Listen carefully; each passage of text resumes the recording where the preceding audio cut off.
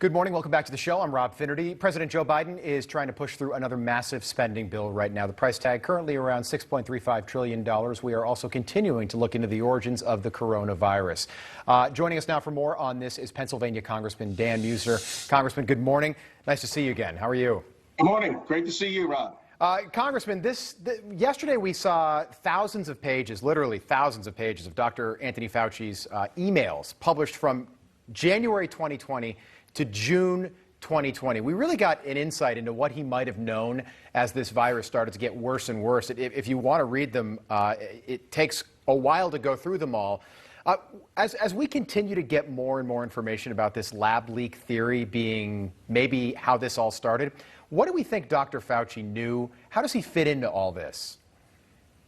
Well, you know, the evidence is mounting that the virus came from the Wuhan lab.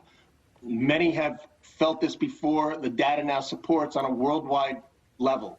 The world is not trustful of what China has to say. China, of course, has completely denied any thing about the lab itself. Yet we now have documents and data that show that there were scientists there. Scientists were getting sick. The World Health Organization stated one thing, yet they had reports to the other. And yeah, I mean, Dr. Fauci is going to have to answer some questions as to what involvement that he had. I mean, you know, he's had an extensive career in viral studies. Right. So we can't jump to conclusions. Yeah, we need to know some answers. And it's so imperative to the world, Rob, that we find the answers to keep this and the origins, to keep this from happening again. This is very, very important. It's the biggest question of this century, without question, and I think it could be the biggest crime as well. These emails, by the way, to get specific, show that Fauci had urgent discussions about gain-of-function research during that time period. He ignored a scientist who told him that China might be lying about the virus coming from that Wuhan Institute of Virology. If this is possible, I mean, this goes beyond Dr. Fauci resigning. I mean, he could be prosecuted if he's complicit in covering up data. 3.5 million people have died worldwide that we know about. The World Health Organization says the number could be more like 11 million people, which would be way more than the Holocaust, to put that into perspective. How much do you think Dr. Fauci really knew? Well, they were very quick to dismiss much of the evidence that we were being received and information, even unwilling to review it or do any real research. That's, in the end, what we need. We need full transparency and a full analysis of what went on in that lab and the funding that is tied to it. You know, and the other thing that's coming up, which is interesting, there's no evidence sending us in another direction. Right. There's no evidence of it coming from somewhere else. Zero. Should Fauci resign? It's a serious issue. Should Fauci resign? Should they fire him? I mean, let's be honest. If this was anybody else, they'd be gone already. I think he needs to answer a lot of questions, not just in a hearing, but reports need to be gone through and a full analysis, particularly with the position that he's been in. Yeah, a bipartisan analysis. Congressman, I want to talk about this $6 trillion proposal right now, spending proposal.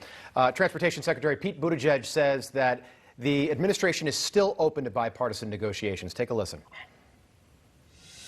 By the time that they return, which is June 7th, just a week from tomorrow, we need a clear direction. You know, certainly encouraging to see the healthy conversations that have happened over the last days and weeks. But the president keeps saying inaction is not an option, and time is not unlimited here. The American people expect us to do something. They expect us to deliver. All right, so do you expect this to actually be, are they really looking to have a bipartisan deal here? They really haven't moved, okay? They've now turned T&I into meaning intangible projects. In the past, T&I, transportation infrastructure, really meant transportation infrastructure. They have not given up on their civilian climate corps. Tens of thousands of individuals are going to be hired by the federal government to engage in some sort of climate studies. $400 billion for Obamacare, clearly not T&I.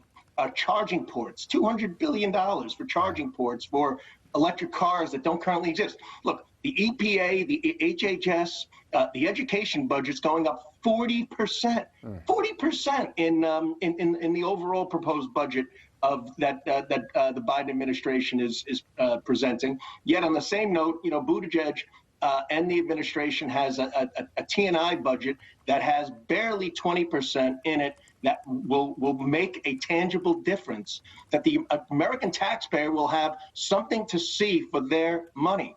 That's what we want. In Pennsylvania, Rob, if Pennsylvania received $20 billion with proper allocation and proper bonding and the proper use of capital assets to complement and subsidize those dollars, we could turn that into $40 billion, $50 billion, and it would be a game changer for Pennsylvania. That equates to about $560 billion from a federal budget standpoint. So this thing is, the idea of putting a timeline on it when they're not giving up at all, and now already they're threatening the go it alone approach. Yeah, they're prepared to go it alone. We're the filibuster. You've been one of the leaders in the House on this. I saw a tweet that you put out recently saying, quote, "We need to pass T&I, transportation and infrastructure legislation that helps revitalize our communities, expand broadband, fixes our roads, bridges, highways, airports, and other gateways to growth and innovation without a $6 trillion price tag. We owe that to the American people." Congressman, honestly, what you mentioned in your tweet is exactly what infrastructure is supposed to be all about, not this other stuff.